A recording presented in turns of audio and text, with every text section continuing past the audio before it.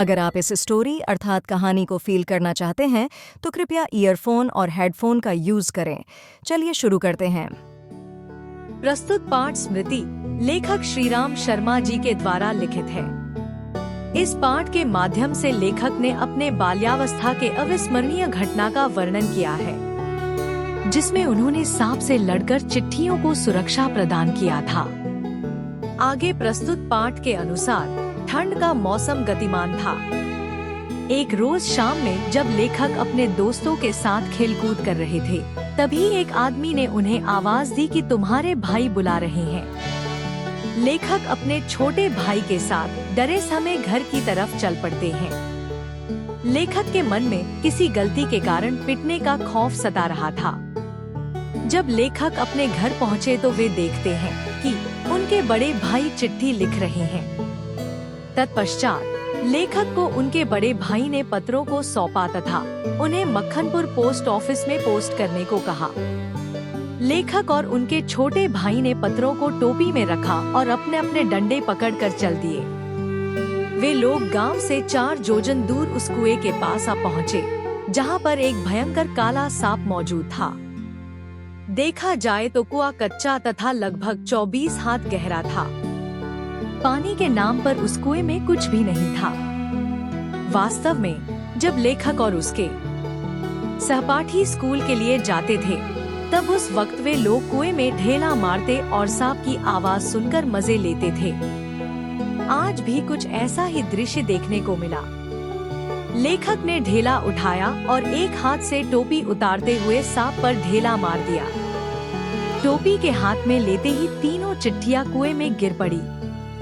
लेखक को ऐसा लगा मानो उसकी जान ही निकल गई हो। तत्पश्चात लेखक और उनके छोटे भाई दोनों कुएं के समीप बैठकर दहाड़े मार मार कर रोने लगते हैं। कुछ समय गुजर जाने के पश्चात दोनों के मध्य यह भयमुक्त फैसला लिया गया कि लेखक कुएं के अंदर जाकर चिट्ठियां निकाल कर लाएंगे।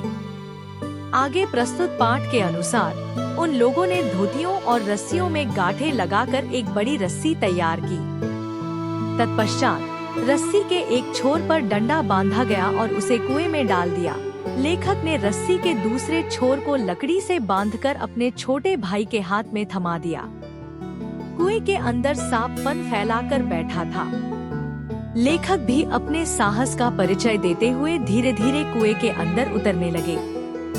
लेखक अपनी आंखें सांप के फन की तरफ ही टिकाकर रखे थे, लेकिन जहां सांप था वहां पर डंडा चलाने का स्थान भी नहीं था। इन्हीं सब वजहों से लेखक को अपनी योजना कहीं न कहीं असफल होते लगने लगी थी। अभी तक सांप ने लेखक पर किसी प्रकार का हमला नहीं किया था, इसलिए लेखक ने भी अपने डंडे से फन को दबाने की कोई कोशिश नहीं की।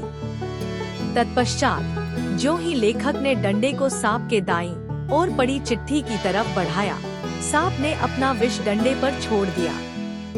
लेकिन इसके बाद लेखक के हाथ से डंडा छूट गया। तत्पश्चात सांप ने डंडे के ऊपर लगातार 3 प्रहार किए। इस दृश्य को देखकर लेखक के छोटे भाई को अंदेशा हुआ कि कहीं लेखक को सांप ने डस तो नहीं लिया है।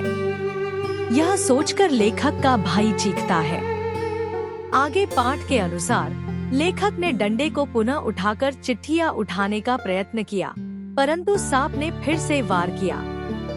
लेकिन इस बार लेखक ने अपने हाथों से डंडा नहीं गिरने दिया, पर तत्पश्चात जैसे ही सांप का पिछला भाग लेखक के हाथों में स्पर्श हुआ, लेखक ने फौरन डंडा पटक दिया। इसी उठापटक में सांप का जगह बदल गया। तभी लेखक ने तुरंत चिट्ठियों को उठाया और रस्सी में बांध दिया। तत्पश्चात लेखक के भाई ने रस्सी से बंधे चिट्ठियों को ऊपर की ओर खींच लिया। आगे पाठ के अनुसार नीचे गिरे अपने डंडे को सांप के पास से लेने में बहुत कठिनाई का सामना करना पड़ा। आगे लेखक के साथ और भी कठिनाइयां उत्पन्न हुईं। उन्हें अब अपने हाथों के बल पर ऊपर चढ़ना था। लेखक ने 11 वर्ष की उम्र में 36 फुट चढ़ने का कारनामा किया, वो भी जान हथेली पर रखकर। उन्होंने ऐसे साहस भरे काम को अंजाम दिया। तत्पश्चात लेखक और उनके छोटे भाई ने वहीं पर विश्राम किया। जब लेखक 10वीं की परीक्षा पास किए तो उन्होंने यह साहसिक घटना अपनी माँ को सुनाई। उस वक्त लेखक की माँ ने उन्हें अपनी गोद में बैठाकर लेखक के प्रति प्रशंसा के पुल बांधे।